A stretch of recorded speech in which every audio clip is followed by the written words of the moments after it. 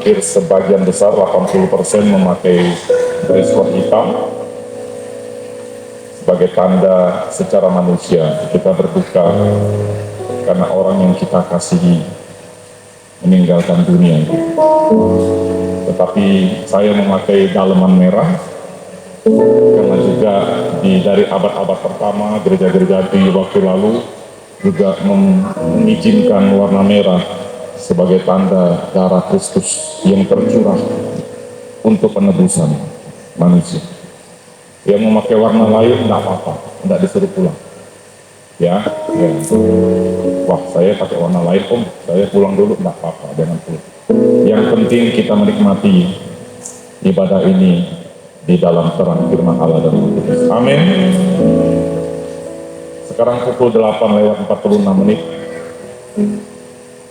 15 menit lagi tahun 30 sampai 33 Masehi, sosok Isa Al-Masih itu bahasa mereka. Dari bahasa kita, Yesus Kristus sudah hampir mendekati puncak Golgota.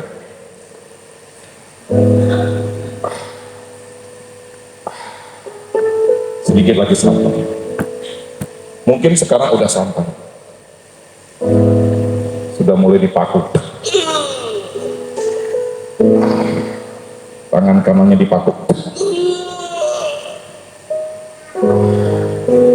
Kakinya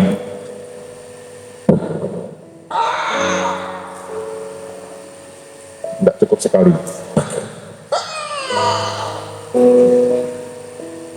Darah sudah berkucuran karena dipukul pakai sebulu bambu untuk memasukkan duri yang panjangnya sekitar 10 cm. Dibuka, kemudian diulin, membentuk mahkota sebagai lambang penghinaan. Masukkan tidak cukup, bukan diganti pakai yang merek lain atau pakai size XL, kurang kebesaran, size-nya double XL.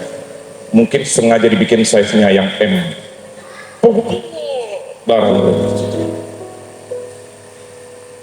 8:48 menit. Sesosok yang kita kenal sebagai Yesus Kristus sudah siap untuk didirikan.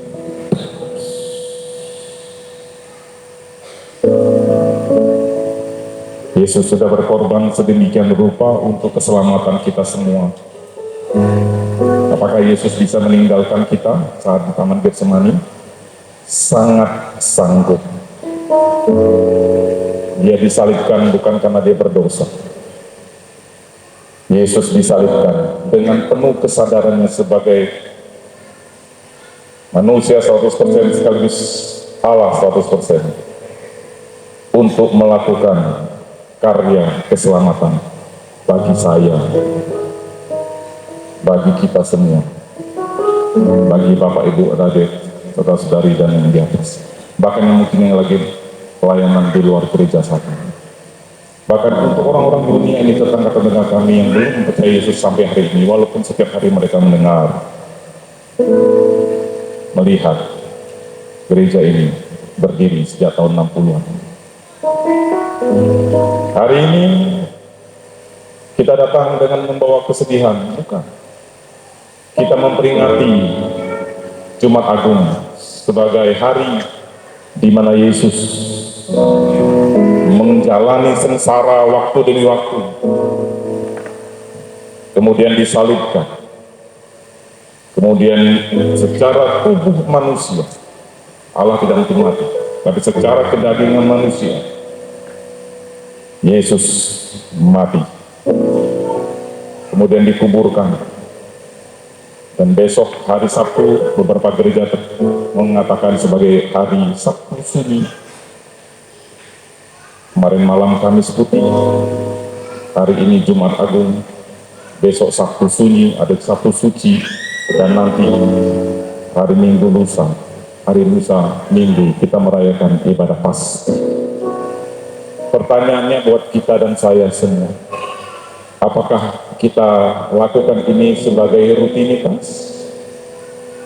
atau sebagai betul-betul kita menyiapkan hati dan roh kita untuk bukan sekedar mengingat dan mengenang karya keselamatan Yesus di atas Golgota, tapi dengan kita memperingati dalam ibadah hari ini, kita semakin disegarkan bahwa tanpa Yesus kita binasa.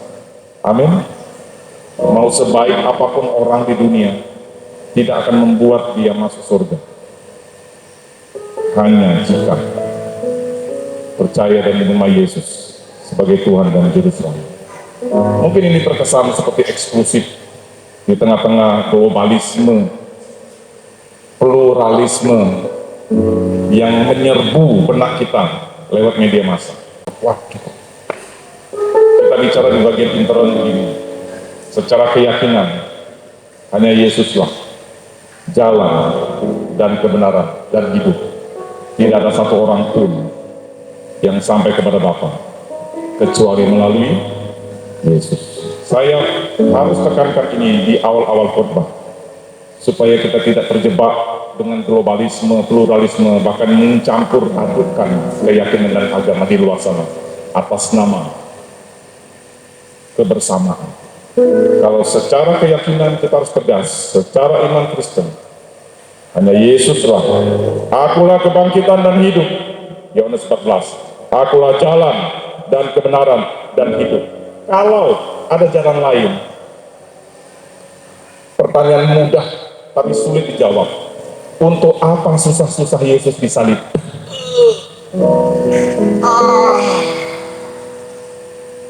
Benar jawabannya? Betul pertanyaan ini?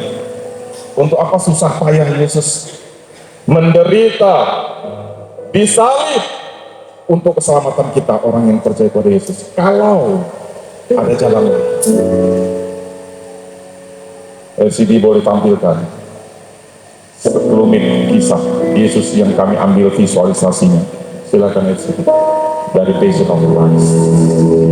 Simak baik-baik. Nanti akan menjadi dasar dalam firman Tuhan. Fokus dengan video ini.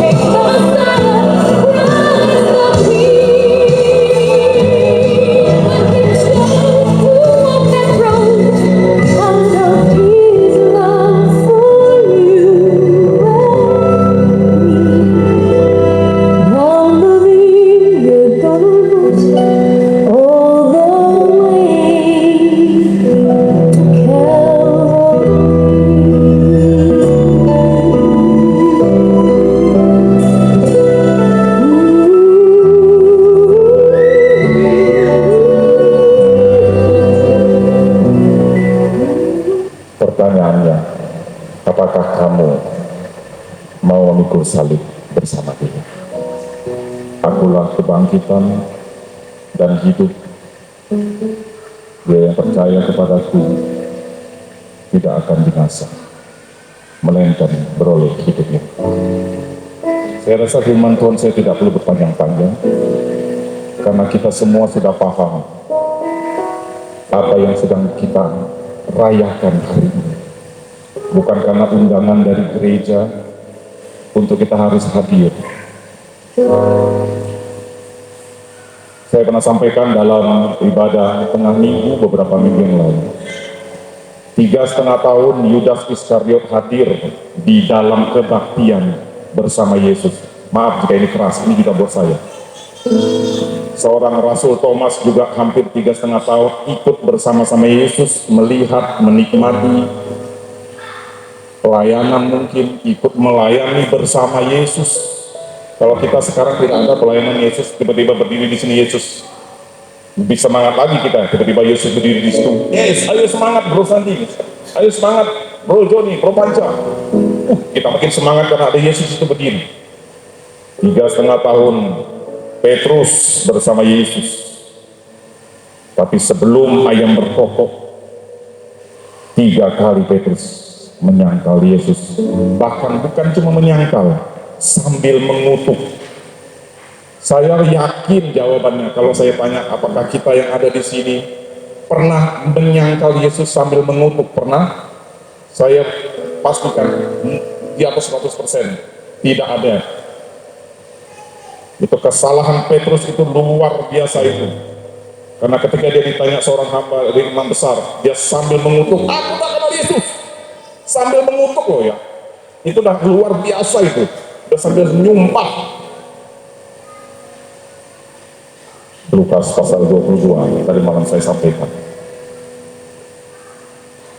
Ketika Petrus mencoba mengintip, habis menyangkal Yesus, dia ngintip dari balik dinding atau pintu bait Allah, dalam hal pelataran bait Allah.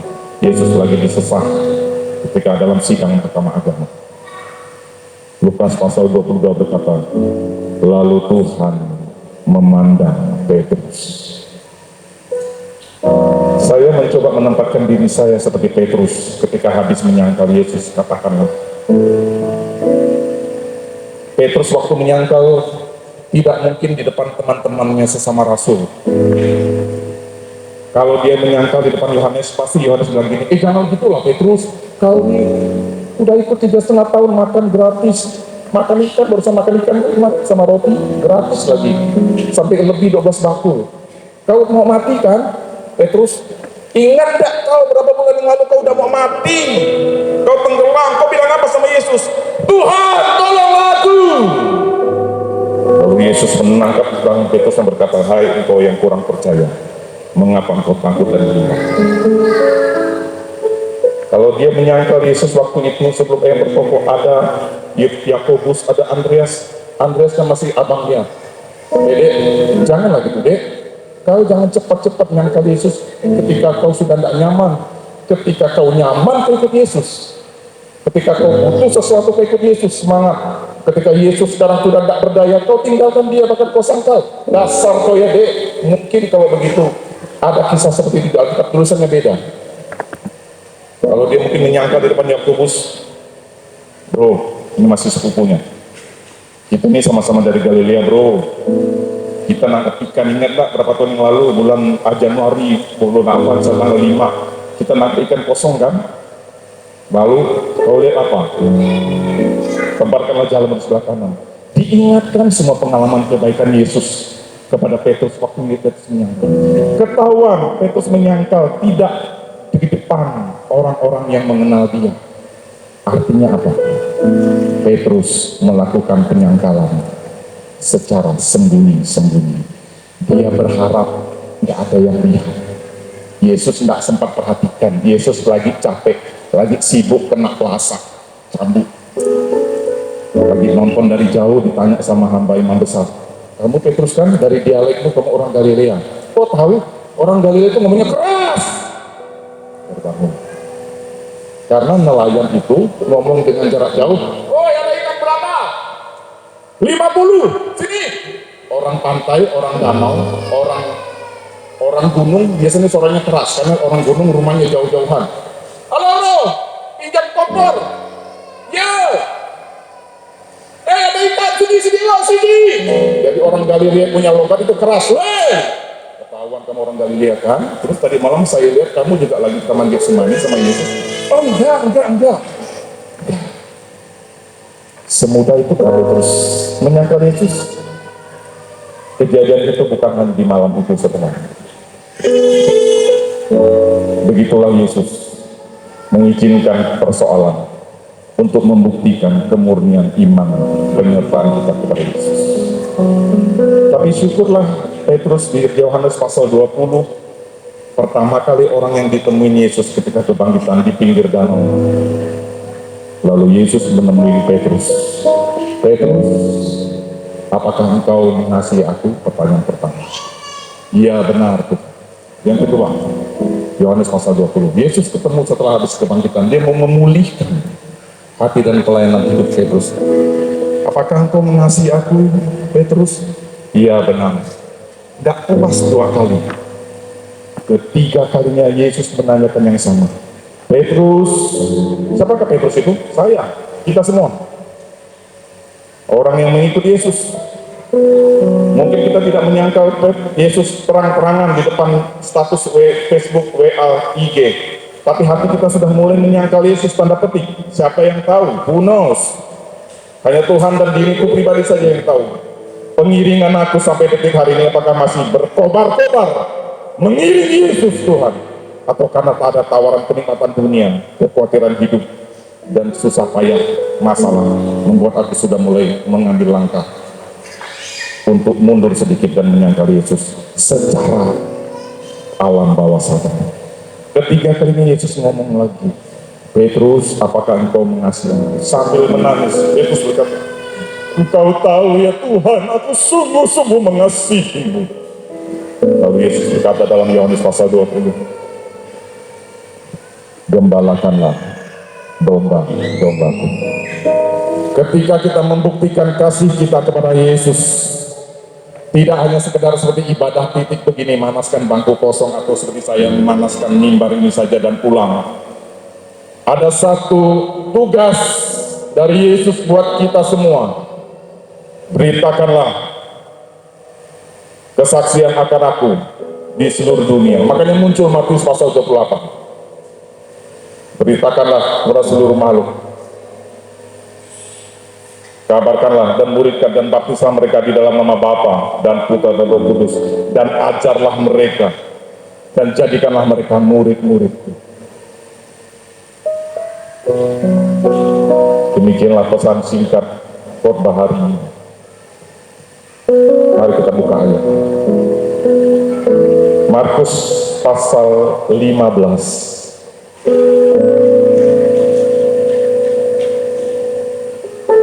Karena sekarang udah jam 9:06, saya langsung baca ayat 25. Sama-sama kita bangkit berdiri dalam pembacaan ayat kita hari ini. Roh Kudus berkata,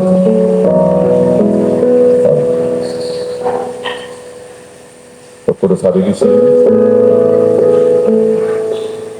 nikmati hadiratnya. Markus pasal 15 ayat 25. 1, 2, 3.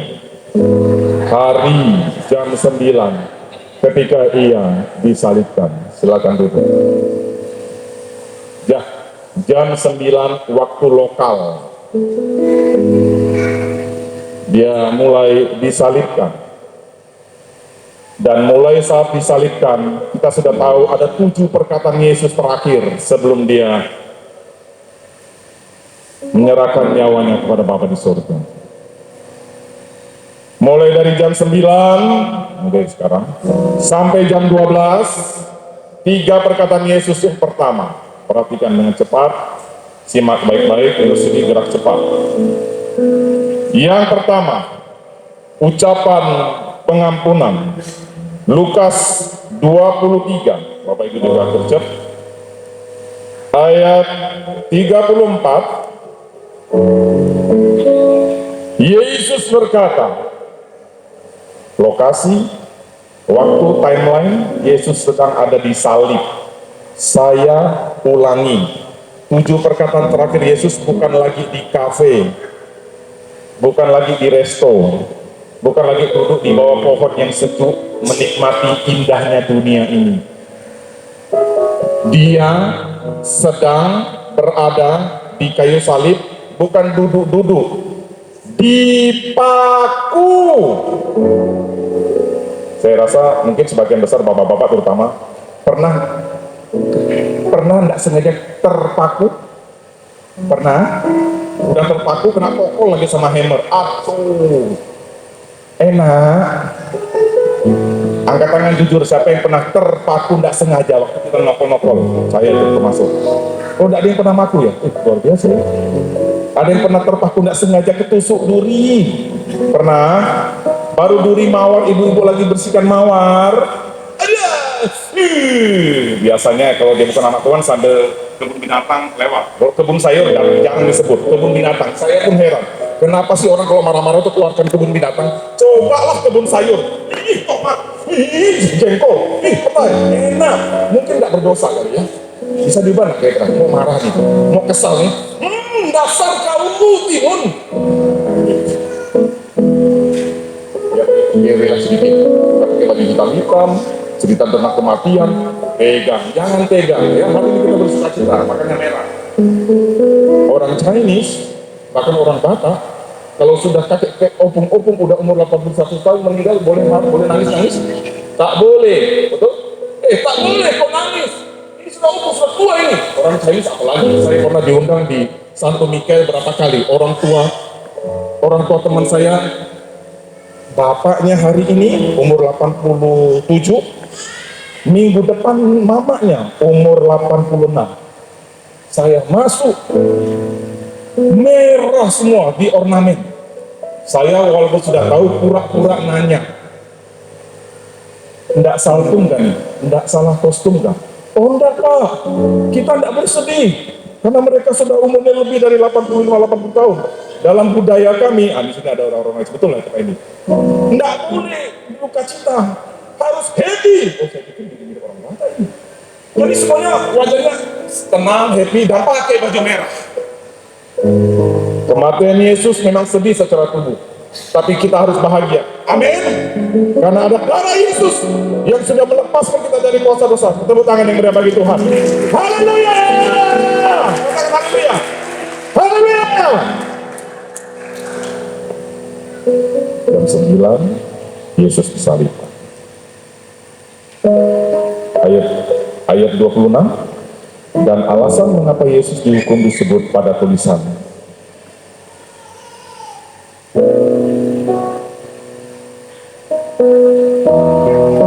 Markus 15 ayat 26, Raja orang Yahudi. Markus 15 ayat 26. Bapak Ibu suka nonton film atau baca, kalau dalam potret Yesus disalib ada tulisan INRI.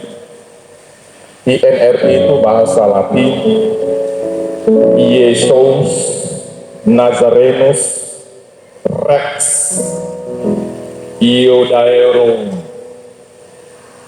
Disingkat bahasa Gajah Mada, bahasa benua Melayu darat, Yesus orang Nazaret, Raja orang Yahudi. Iesus Nazarenus Rex Iodaerum. Itu bukan kalimat memuji, itu kalimat menghina. Dan itu juga ada kaitannya dengan politis. Tidak ada orang berani menurunkan Yesus waktu itu, karena Yesus dianggap sebagai pemimpin pemberontakan orang Yahudi terhadap rezim, bahasa politik sekarang kan, Romawi. Inilah raja orang Yahudi. Wah, ini pemberontak ini. Lu bayangkan. Kalau kita ditanya apa dosa Yesus sampai segitunya benci mereka, ada satu kalimat yang disampaikan, bukan orang-orang Yahudi yang ngomong. Siapa yang justru yang tahu motif Nah, ini kalau dalam bahasa hukum nih, hari-hari ini saya sampai harus belajar hukum lagi nih. Ini motif kenapa Yesus disalibkan. Baca Matius pasal 27 nanti di rumah, karena waktu. Habis ini kita ada pelayanan perjamuan kudus. Matius pasal 27, Pontius Pilatus bilang begini, sebab ia tahu, Pontius Pilatus adalah wali negeri, perwakilan dari penjajah Romawi. Pontius Pilatus ngomong begini, di hadapan rakyat, aku tahu sebenarnya, kalian menyerahkan Yesus karena dengki. Ulangi, sama katakan, dengki. Yang ngomong bukan teolog, bukan Billy Graham, bukan Susan Hating, bukan Benny Hinn. Yang ngomong orang tidak percaya Yesus waktu itu. Pontius Pilatus berkata, sebab dia tahu dalam hatinya, sebenarnya mereka ini cuma urusan dengki. Mahkamah agama, tua-tua Yahudi, ahli-ahli Taurat, imam-imam kepala, Mahkamah Sanhedrin, Farisi, Saduki, semuanya orang Yahudi, satu etnis dalam keturunan duniawi, kedagingan manusiawi Yesus. Tapi mereka menyerahkan Yesus karena dengki. Mereka sering mendengar gini, dia khotbah tidak ada kuasanya kayak ahli Taurat. Tapi yang lain bilang gini, luar biasa Yesus. Dia menyampaikan khotbah bukan seperti ahli Taurat dan imam-imam kepala. Dia menyampaikan firman dengan kuasa dan perbuatan-perbuatan yang ajaib. Karena pujian itu didengar sama orang-orang ahli Taurat. Keluar tanduknya, biar kau Yesus mematikan kau. Hati-hati dengan dengki, karena itu asal muasal pembunuhan. Sebab dari iri hati dan dengkilah, maka asal muasal segala kejahatan. Nggak tahu nih kenapa bisa sampai sini nih. Saya nggak siapkan ayat ini. Justru Pontius Pilatus yang berkata, dalam hatinya mungkin dalam pemikiran, bahkan mungkin diungkapkan, ini mau disalib ini karena dengki. Aku tidak menemukan sedikit pun kesalahan Yesus. Benar, Bapak Ibu? Pontius Pilatus tidak ketemu salah, bahkan yang lain-lain. Dan di dalam cerita itu Pontius Pilatus mencuci tangannya. Matius 27, silakan cari sendiri. Kemudian dia ngomong gini, aku tidak bersalah ya, aku tak menanggung akibat dari orang-orang ini. Tapi saya mau sampaikan sesuatu, hati-hati dengan kata-kata kita. Karena generasi keturunan kita akan menerima dampaknya. Apa yang dikatakan oleh orang-orang Yahudi waktu itu, baca Matius 27. Memang betul, Israel adalah umat pilihan Allah, benar. Israel adalah biji mata Tuhan, umat pilihan Tuhan dari zaman Abraham, Ishak, Yakub, dan Musa, benar. Tapi pada hari itu, keturunan orang-orang Yahudi menerima akibatnya sampai hari. Matius pasal 27 ayat 23. Saya rasa tema ini cukup jarang disampaikan. Hati-hati dengan dengki, karena itu yang menyebabkan Yesus diserahkan untuk dibunuh oleh orang-orang Yahudi ahli Taurat pada waktu itu. Tidak ada alasan lain. Dengki. Yang kedua, hati-hati dengan mulut kita. Lebih baik diam daripada kita pas rapat sambil tanda petik mengutuki tanpa pemikiran panjang dengan hati yang tenang. Amsal berkata, alangkah indahnya perkataan yang tepat pada waktunya. Jadi ada perkataan yang tidak tepat waktunya, bisa berdampak kepada generasi kita. Kita baca dari mulai ayat 23, Matius pasal 27. 1, 2, 3. Ini kata Pilatus. Katanya, sama-sama kita baca, 1, 2, 3. Katanya, kejahatan apakah yang telah dilakukannya Yesus? Namun mereka makin keras berteriak, ia harus disalibkan. Itu makin keras. Dan mungkin saya bacanya gini, ia harus disalibkan. Itu berkata dengan lembut, ya. Jadi sesuai dengan konteks. Semakin keras dia berteriak, orang-orang itu, ia harus disalibkan. Makin emosi, makin beringas, makin pokoknya kayak dunia udah punya dia aja. Udah kebalaan benar. Belum tahu dia, anak muda kalah dulu. Ayat 24. Ketika Pilatus melihat bahwa segala usaha akan sia-sia, Pilatus itu rencananya mau melepaskan Yesus, malah sudah mulai timbul kekacauan. Biasa, orang politik demi tidak kekacauan, dia ngalah dengan demo massa. Ada juga terjadi hari-hari ini. Dia mengambil air dan membasuh tangannya di hadapan orang banyak. Siapakah orang banyak ini? Kebanyakan adalah orang-orang Yahudi pada saat itu. Siapakah mereka? Yang juga beberapa hari yang lalu ikut makan roti dan ikan mujizat Yesus. Sungguh terlalu, kata Roma Irama. Aku tidak bersalah terhadap darah orang ini. Terus di dalam ayat sebelumnya istrinya ngomong gini, Papa, kau jangan ganggu perkara orang benar ini, Papa. Ini bahasa kita ya, bukan bahasa kita. Ngaku mah, aku tadi malam dari tidur kena serang mimpi buruk. Kau nih ngaco perkara orang benar nih.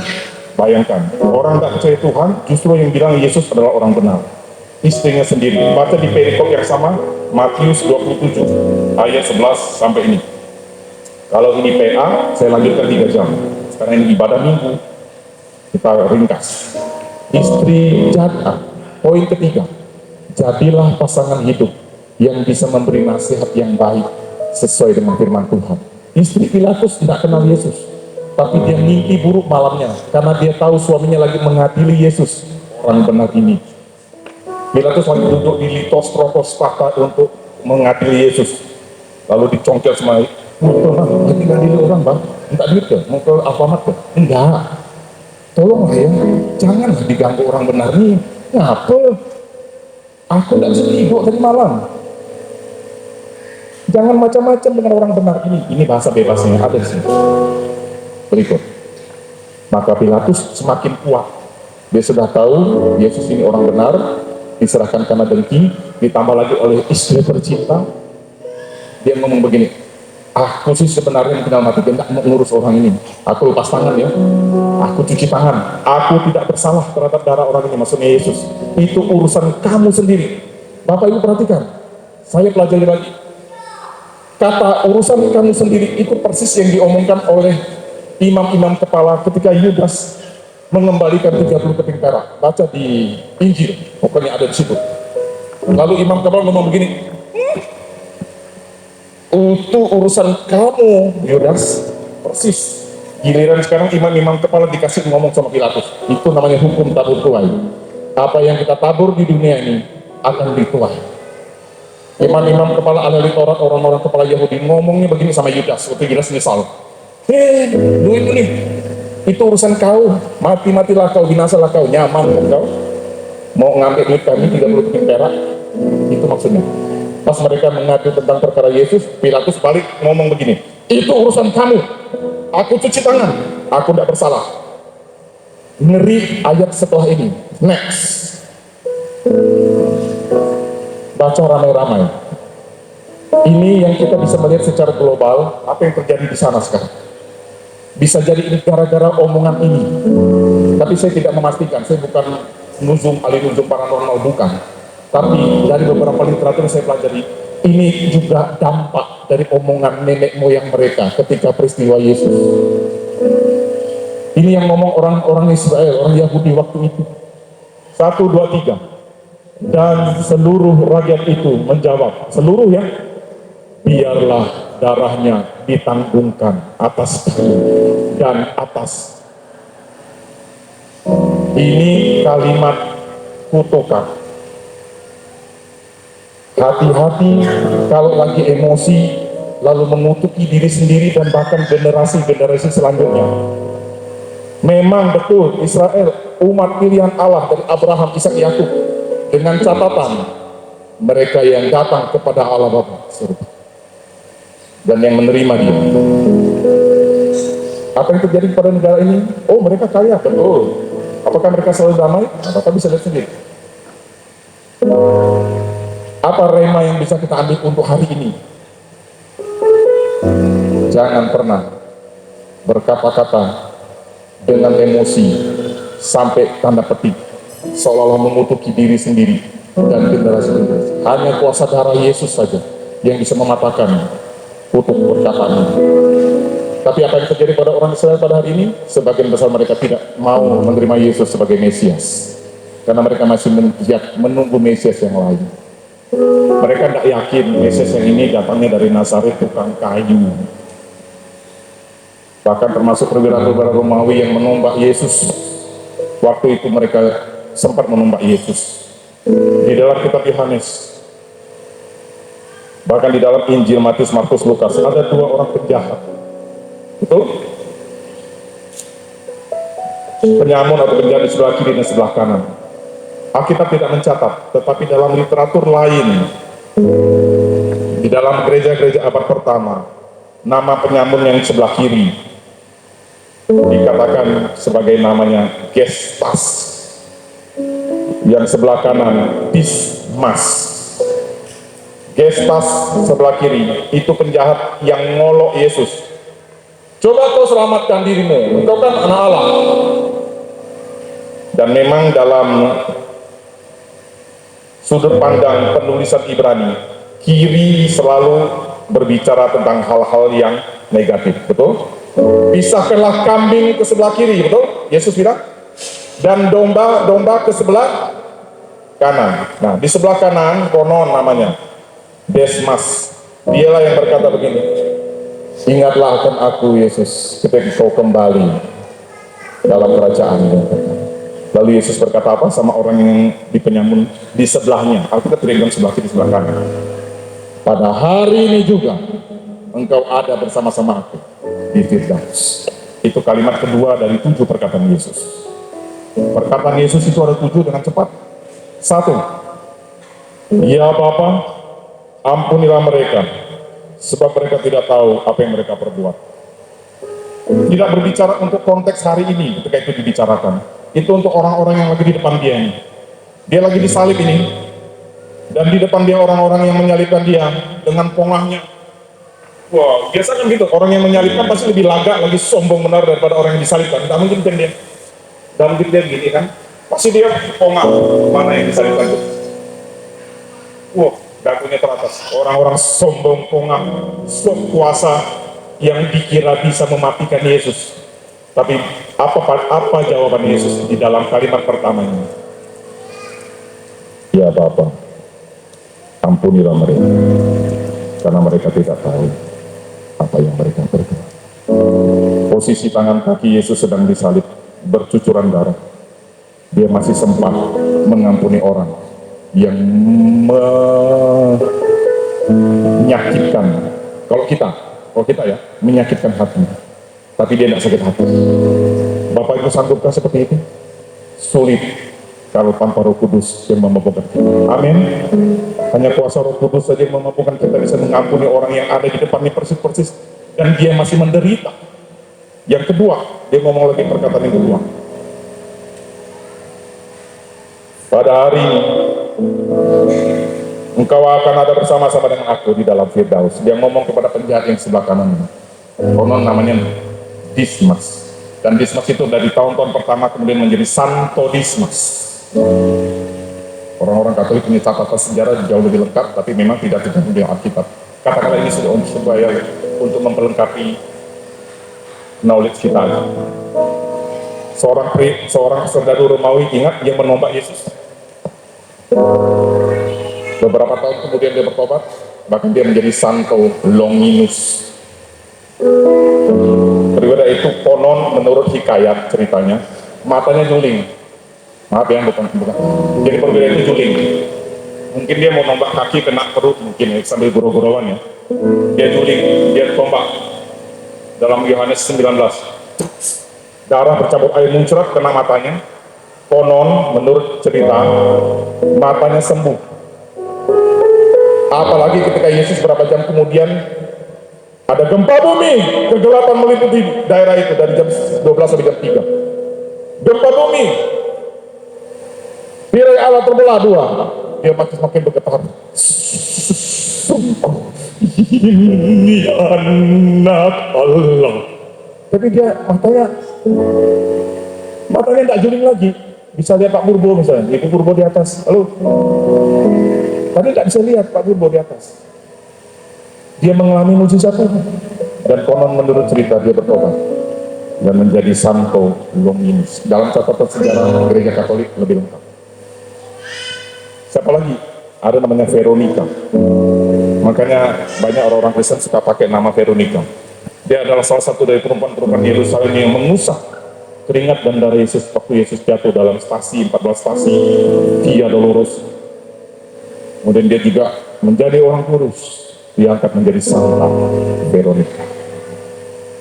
Yusuf dari Arimatea, dengan kekayaannya dan juga dengan posisi dia di majelis besar Sanhedrin,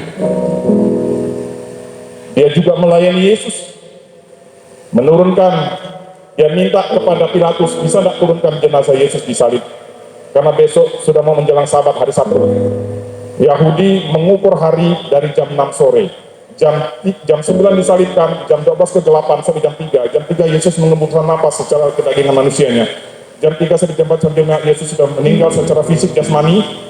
Yusuf Arimatea cepat-cepat minta kepada Pilatus untuk turunkan jenazah Yesus, karena nanti jam 6 lewat 1 menit sudah masuk hari Sabat. Indonesia pindah hari jam 12 malam, Yahudi daerah itu pindah tanggal jam 6 lewat 1 menit sore. Sudah masuk Sabat. Keren ya, saya suka sekali belajar begini, karena kita bukan cuma sekedar belajar firman Tuhan, hanya yuk berkat, sehat, bye, ikut Tuhan senang, udah. Ketemu orang yang belajar Alkitab tapi untuk ngetes iman kita. Sebentar ya, saya telepon dulu Pak Pendeta saya. Berapa hari disalibkan Yesus, Pak Pendeta? Ya Tuhan, sampai berapa hari pun disebut. Itu dia. Bapak Ibu, dari hal seperti ini, Yesus berkata-kata itu ketika dalam posisinya di atas salib Golgota. Pengampunan Yesus, kepastian di Taman Firdaus, karena memang dia punya kerajaan surga dan bumi. Makanya dia dengan tenang dan dengan yakin berkata, hari ini juga engkau ada bersama-sama aku di Firdaus. Karena dia pemilik Firdaus, amin. Itu memastikan ketuhanan Yesus, Kristologi Yesus sebagai Tuhan yang sepenuhnya berkuasa atas alam semesta, bumi dan langit, surga dan saya percaya kehadiran kita siang hari ini membawa sebuah pesan khusus. Dia sudah mengorbankan hidupnya untuk menebus kita, orang-orang berdosa. Pertanyaan singkat, apakah balasanmu?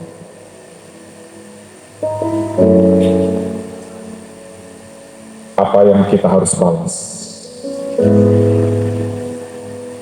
Jawabannya sederhana. Tetap percaya, taat dan setia mengiring Yesus dan melayani Yesus sampai mati. Saya pakai bahasa yang langsung ekstrim aja deh. Sampai mati kita tetap memegang iman kita yang teguh kepada Yesus. Apapun godaan setan, dunia, kenikmatan hidup, kesulitan hidup, masalah atau berkah, semuanya bisa membuat kita jauh dari Yesus. Yusuf Arimatea orang hebat. Dia kalau sekarang mungkin anggota DPR, anggota Mahkamah Konstitusi, tapi dia dengan kerendahan hati dia ngurusin jenazah Yesus. Dalam Yohanes 19 rupanya Yusuf Arimatea mengajak Nikodemus pasal 3, ingat, dia yang bertanya tentang kelahiran baru pada Yesus. Kemudian Nikodemus pada Yohanes pasal 7 dia yang membela Yesus. Tidak boleh kamu mengadili orang tanpa mendengar pembelaan dia, Yohanes pasal 7. Dan Nikodemus inilah yang juga bersama-sama Yusuf Arimatea mengurusin jenazah Yesus dan meletakkannya di makam yang baru miliknya Yusuf Arimatea, dan membawa 50 kg kati minyak narwastu. Saya hitung-hitung 50 kati kilogram itu hitungan sekarang 30 kg minyak wangi. 1 kilogram itu hampir 1 juta. Pokoknya kalau saya hitung itu hampir 100 juta. Dia melayani Yesus dengan jabatan dia, dengan posisi dia. Tapi juga Yesus dilayani sama orang yang baru bertobat, Maria Magdalena. Apa pesan firman Tuhan hari ini? Siapapun kita dan semua, latar belakang apapun kita, jangan merasa minder di hadapan Tuhan. Yang penting hati kita mau melayani Tuhan. Katakan amin.